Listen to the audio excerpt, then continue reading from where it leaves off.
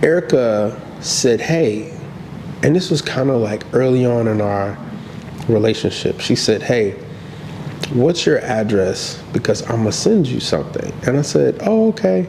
You know, and I didn't know what she was sending. I ain't even bothered to ask. I was just waiting to see what she was gonna send. But she sent me a Marshawn, what's her last name? Daniels. She sent me a Marshawn Daniels book in the mail. And she said to me, I'm sending you this book because I see where you are in your career and your success, and I know where you're trying to go, and I feel like this book can help you get there. And to me, listen, that was out of this world for me. You know, people can, I just never received a gift like that before. That was the most meaningful gift I think I've ever received from anybody, was a book. Someone that actually, she was basically wanting to pour into me. She saw something in me enough to say, hey, I want to give you something that's going to help you get to that next level. And I just had never had that before. So I think it was called Dream Bigger. Mm-hmm. She bought me a Dream Bigger book. And it's all around life purpose, not just your career. It was purpose. Yeah. And then from there, you drew out your life map. You remember that? I did. I drew out a life map. And you have it today. And it was pretty amazing to see, because again, I had never seen I had never been with a man who I felt like had, vision, and who had a vision for his life, but even just a vision for the family. And he lays out on this life map, God is at the very top of everything that was written down. It was God. And he had himself, he had the wife, he had the family, he had the business, the speaking engagements, he had all of these things that, representing like, hey, this is life, this is where we're trying to go, right? And I was like, oh, that's pretty awesome. Well, all that comes from finding the right woman. Mm-hmm. When you find the right woman will help you, enhance you, and bring the talents that you either know that you have right now, or maybe the talents that you weren't even aware of. Mm-hmm. But I'm a true believer that if you find the right woman, she will bring it out. What does the scripture say? That he who finds a wife finds a good thing, mm-hmm. and that finds favor in the Lord. So I would always tease her and tell her, I said, I'm ready for my 10X. I'm ready for my favor. Listen, because that's what I told him. You need somebody to help 10X this thing. Yeah, for sure. Yeah. And so I just, I want more than anything, not to just have a great relationship, but I want to be able to have a partner that I can do life with, and fulfill God's purpose, mm-hmm. whatever that is for our life. Like, I want to be able to do that. I want to be able to just take on the world and have a person that's going to stand by me no matter what. So we're going to get to the engagement. Yes. So when did you know that you were gonna engage and you had the ring? And Yeah. So quick story. So I came to Houston. Her cousin is already married, but they were renewing their vows. Yeah. And so I got invited to go to a family wedding. So I'm gonna meet all her family, this and that.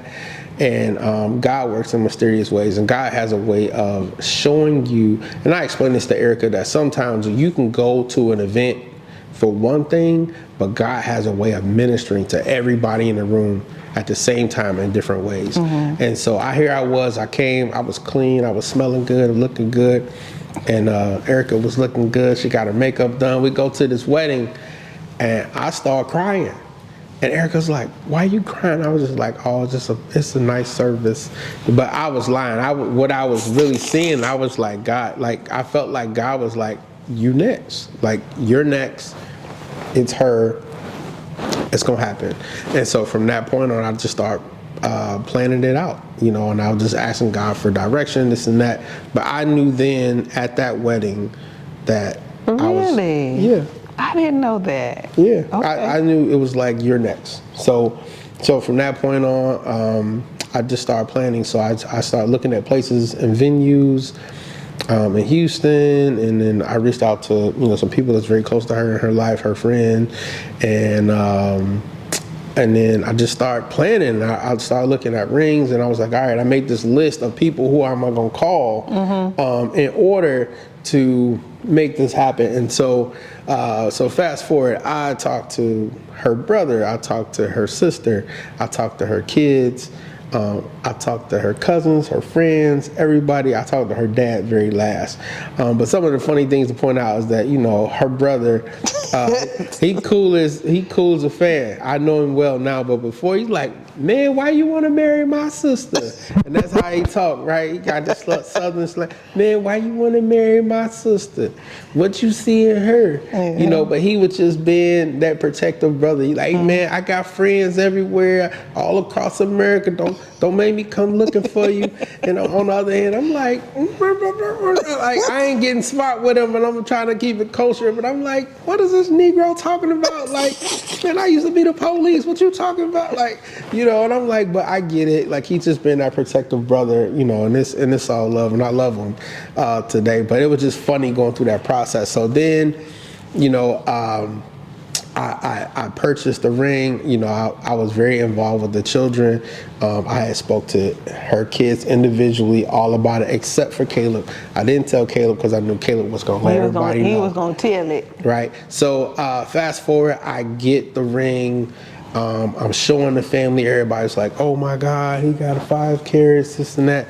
And so I meet a nice lady, Naomi, and she is the owner of the Gathering Nook. So if you ever in Houston, definitely check her out for an event space. But she was very accommodating. I was able to call and get everything together. She planned it out. And then the crazy part was Eryka had a family event where everyone. Oh, someone's phone. Yeah. Oh, so we're at a family event, and then she's 3 hours away. So I'm telling her family, like, look, I love y'all, but I need y'all to get her here, back to Houston. And so I call her friend, and her friend is always doing these different events. And I was like, hey, I need you to invite her to do a speaking engagement. And so she believed it. So she called me like, hey, you know, my friend Melissa said, you know, she's going to have this, you know, speaking engagement. She asked me to speak, and I'm hyping her up like, yeah, babe, that would be dope. You should. You got a powerful voice. People want to hear you speak. Lo and behold, she didn't know it was our engagement party. Shout out to Melissa and everybody else that helped me put that together. So, so here we are. And then she's like, well, I ain't got nothing to wear, and I don't know what to do, this and that. I was like, you know what? I feel like I want to bless you. So I called her. The Spirit told me I should bless you. Yeah, let me bless you, girl. So I sent her a couple $100. I'm like, hey, go get you a new dress, new purse, new shoes, whatever you want, right? She didn't know. And then I said, hey, look, I lied. Okay, it's the only time I lied. But I was like, hey, I'm speaking at this real estate convention in Indiana. I got to go here, this and that. But I think you should definitely do the speaking engagement. You're going to crush it, blah, blah, blah. But in fact, I actually flew to Texas. So she didn't know. So she thought I was in Indiana. I was really in Texas. She was in Texas, but 3 hours away. And then she came to Houston. And lo and behold, she shows up at this at the venue. So let me tell that. So I pull up, you know, they have someone assigned to me to say, hey, park over here. I didn't see anybody's cars. Like, there was a bunch of cars in front. Didn't recognize anybody's cars. They bring me to the back, and like, you know, here comes the videographer, right? Here comes Abby. And I was like, oh my God, Melissa is a bit much. Like, we got to have a videographer, like, getting me out of the car. Because what she said was, oh, I'm going to have a we're going to do a professional photo shoot. Like, I want to feature y'all. Like, she wanted to do some stuff, you know, afterwards, right? Which wasn't true. So, like, you know, the videographer is filming my every move. And then I kind of go in the mode, you know, tossing and, you know, walking up the stairs with a little bounce and all that other stuff. And then I get into the room, I turn the corner, I walk in, and there is Otis standing there. There's on the floor rose petals in the shape of a heart. There's my family, a lot of them that I was with just a few hours prior, you know, celebrating another family event. And he is there in this, you know, in this suit, everybody smiling, and he is about to propose. Yep. And I was like, surprise. And I got you, didn't I? I walked in and I said, huh? and I'll just start screaming, right? Yeah. But it was so thoughtful. It was so well planned out. It was incredible. And then I asked the question, and she said yes. In front of, she said yes. It was amazing. I asked her to marry me. It meant the world to me because my parents are on FaceTime in Ohio, watching everything. And her kids was there. And my son, my oldest, is like, before I can say yes, he said, "Mama, say yes, say yes." And so, I can hear my cousin talking about, "Petey, let her respond." But he's like, "Mom, say yes, say yes." Well, I think it's important when your kids are involved and they're all like happy for you, and when they're encouraging to say like yes, that's like big. Yeah, right? yeah. I think that's big because and most importantly, I understand that when you marry a person, whether you believe it or not, you marry their family, right? And so you marry their children, you marry everything, right? And so it's important that. It was important to me anyway that my children back in Ohio, and especially the children here in Houston, we all had a good relationship, a working relationship, one that we all had to envision the same thing, and they were aware of what was going on and how this was going to affect their lives and things of that nature. And so that was very important to us, that we had just everyone intermediately in our family On board, right? on board. Yeah, absolutely. And so that's why I took the time to get everybody together. It was so funny because Caleb didn't know. He was like the last to know. He didn't know until like he was on his way to the proposal. And so Eryka, here she is getting ready for this event, and they're cutting, Petey's cutting Caleb's hair. She's like, "Oh my God, you got hair all over the floor. Get out of my bathroom." And he texted me like, "Man, she mad at me, but we on our way. She don't even know." And here it is. She show up and she's like, "Oh my God." Like, so waiting on me. They were all into it. And so, very exciting, very thoughtful, very well put together. Yeah. And so now we're planning. Yeah. The official wedding is not far away. January 28th. Yeah, January 28th. And so, we're on 70 days away. Yeah, we're on the journey and on that road to January 28th. Yeah, I'm excited. This has been a very stress-less process for us. Eryka and I, honestly, we only had like one disagreement about the whole entire wedding, and that was just in the beginning. But like now, I think once we got over that hump, like literally she sees it and I see it, right? Like it all just played, and it played out the way it was supposed to. I felt like, shopping for venues here in Texas was very intimidating compared to Ohio. In Ohio, it's more like how many people was coming, and we charge this amount per person, and then that's how we get paid, right? Then there's other things that you pay for, like food and these kind of things, but here in Texas, everything is very a la carte. So you can go to a venue easy and they'll walk in the door and say, "Hey, well, it's $15,000 just for the rental, and that's only including like chairs and tables, no linens, no food, no this, no that, no charger plates." And Lord have mercy, I just found out what a charger plate is, y'all. Listen, men love women, and we love women, but once you find that one and you love that woman, you want to do whatever it takes to make her happy. But also, we try to do it within reason, because I'm in sales, and I feel like that these salespeople, they play on women's emotions, and so I wasn't with that. I felt like they were trying to, play on Eryka's emotions. "Oh, sit down, let me show you this like fresh Egyptian diamond encrusted plate that's shipped from, Japan." And I'm like, "Nah, we good. Let's just get the nice little crystal plate." Because then I'm asking Eryka like, "Well, how many weddings have you been to?" So you know what the argument was about, right? Yeah. The argument, it wasn't really when the argument. We just had one disagreement, and we know what the disagreement was about. The disagreement was about cost. It was about budget. Yeah. So at the end of the day, like we got a very beautiful venue, and for those that's been following us on social media, you probably have already seen like 4 or 5 of the different locations that we've been to. We didn't show the one that we're gonna actually have it at, right? Yeah. We didn't show the one that we're actually having it at, but the ones that we went to, we put those out publicly where people can see it as we were going along our journey. Yeah.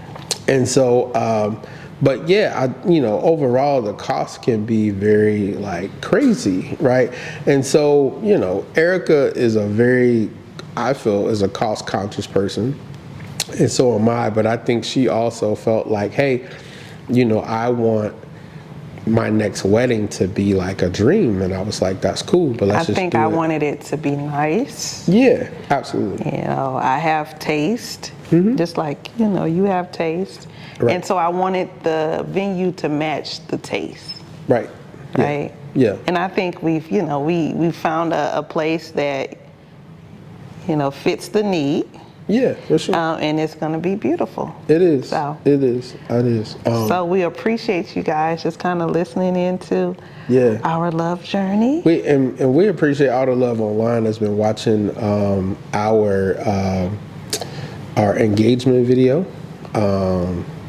Shot by ROP Films. Make sure y'all hit them up too in Houston. Super dope. Shout out to Abi. Man, listen, I think last time we checked, we were up to maybe almost like 6,000 views online. So the video is doing very well. Y'all, he can talk. Can I tell y'all, he can talk. But this is the thing. When we go into a store, you remember we went into Walmart grocery shopping? It wasn't a couple Sundays ago. It had to have probably, a few months ago. On a Sunday, we went into Walmart to shop for grocery. And I was talking to the lady that was ringing us up. Yeah.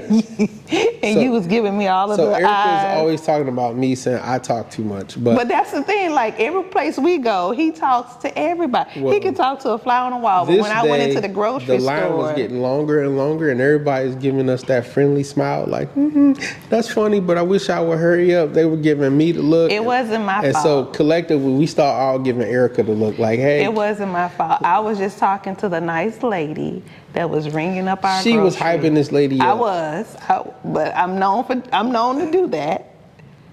Anyways. But I made her day. Yes, right? yeah, but then I got the evil eyes from him. I didn't give her the evil eye. But he talks a lot. I said, hey, listen. All the time. We love that you meeting this lady and you talking to this lady, but we need to get through this line. And everybody was like, yes, like kind of clapping and laughing and stuff on the line.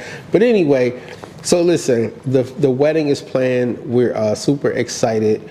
It's been one hell of a journey.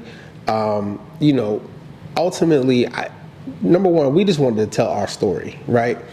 We wanted to tell our story. We wanted to say that, number one, be intentional about dating. Number two, know exactly what you want, but be open to what God has for you. Because guess what? What you may want and what you may desire, God might have something totally in store for you. And I know just in my previous years that the things that I had went through for or maybe pursued wasn't always good for me. But I can tell you right now, I am so grateful to God that God has paired me with Eryka. She is everything that I've ever prayed for and beyond. And I'm looking forward to having this amazing journey with her. Her being a wife, a life partner, and a mother to all of our children, and most importantly, a leader beside me to where we can, make an impression on the world for Christ's sake. So, but the next thing I want to point out is that, so number one, be intentional, know what you want, keep God first, definitely pray about it. But lastly, be open. Go outside your comfort zone. Don't be afraid of using a dating app. It worked for us. We're not saying that it's the go-to and that it works for everybody, but it definitely worked with us. That's a means to meet people, right? Yeah, that's just that's the vehicle. That's the initial connection. We use and then you got to get off the app, right? Yeah, absolutely. Once you felt like you met that person, then get off the app and focus on that and develop that relationship. And that's what we did. And we're surprised by it all. We're excited. We're glad that we stepped outside of our comfort zone and decided to do something that was far beyond what we could have ever imagined that developed from this. So listen, y'all, we love y'all. Thank y'all so much for tuning in. It's the Eryka and OJ story. We love y'all. Thank y'all so much. Shout out to ROP Films. Shout out to The Gathering Nook. Shout out to Naomi. Shout out to God. Shout out to our friends and family. Thank y'all so much for everyone's support.